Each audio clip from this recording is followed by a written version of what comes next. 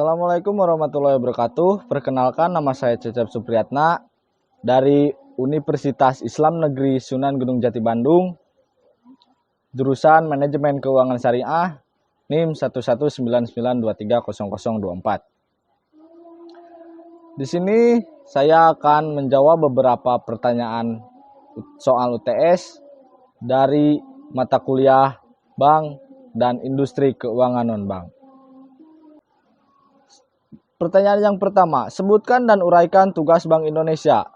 Tugas pokok Bank Indonesia yang pertama, menjaga kestabilan nilai rupiah terhadap barang dan jasa.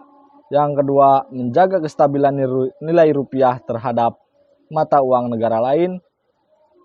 Yang selanjutnya, membuat dan mengawasi regulasi untuk semua bank yang ada di Indonesia.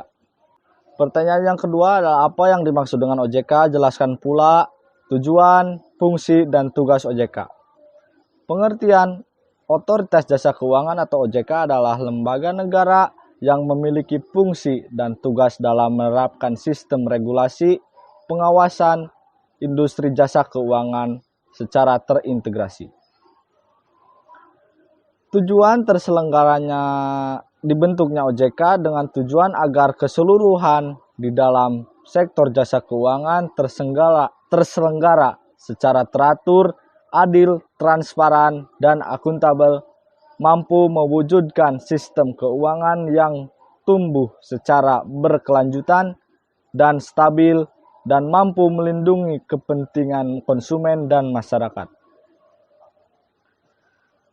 Fungsi Otoritas Jasa Keuangan adalah menyelenggarakan sistem pengaturan dan pengawasan yang terintegrasi terhadap keseluruhan kegiatan di sektor jasa keuangan.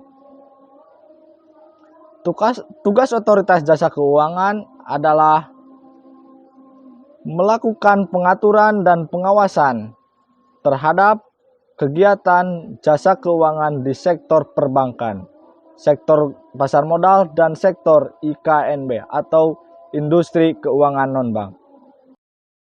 Pertanyaan yang ketiga, apa yang dimaksud dengan pasar modal syariah? Dan jelaskan di mana perbedaan antara saham, sukuk, dan reksadana syariah, dan bagaimana mekanisme transaksi di pasar modal syariah tersebut. Pasar modal syariah merupakan pasar modal yang menerapkan prinsip-prinsip syariah di dalam kegiatannya di pasar modal tersebut. Perbedaan antara saham, sukuk, dan reksadana syariah. Saham syariah merupakan surat berharga bukti penyertaan modal atas suatu perusahaan dengan sistem bagi hasil. Karena itu, tidak bertentangan dengan syariat Islam.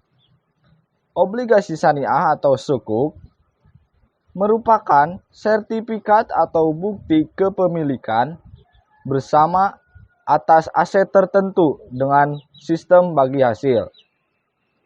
Sedangkan reksadana syariah merupakan alternatif investasi bagi masyarakat atau pemodal, khususnya pemodal kecil dan pemodal yang tidak memiliki banyak waktu dan keahlian untuk menghitung risiko atas investasi mereka. Saham dan sukuk termasuk dalam surat berharga syariah yang dapat diperjualbelikan. Sedangkan reksadana syariah termasuk dalam kategori tidak dapat diperjualbelikan. Dalam pasar modal syariah terdapat beberapa mekanisme yang diterapkan.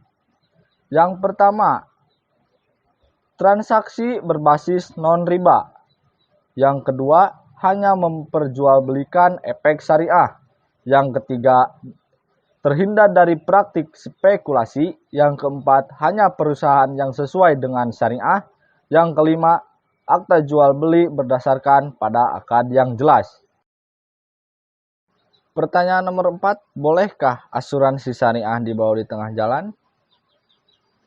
Asuransi syariah adalah usaha saling melindungi dan tolong-menolong di antara sejumlah orang atau pihak melalui investasi dalam bentuk aset dan atau tabarruk yang memberikan pola pengembalian untuk menghadapi resiko tertentu melalui akad yang sesuai dengan syariah.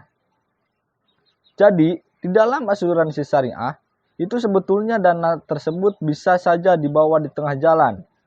Hal ini biasanya terjadi masalah di mana nasabah tidak mampu melanjutkan pembayaran atau premi maupun mengundurkan diri ketika kontrak belum habis.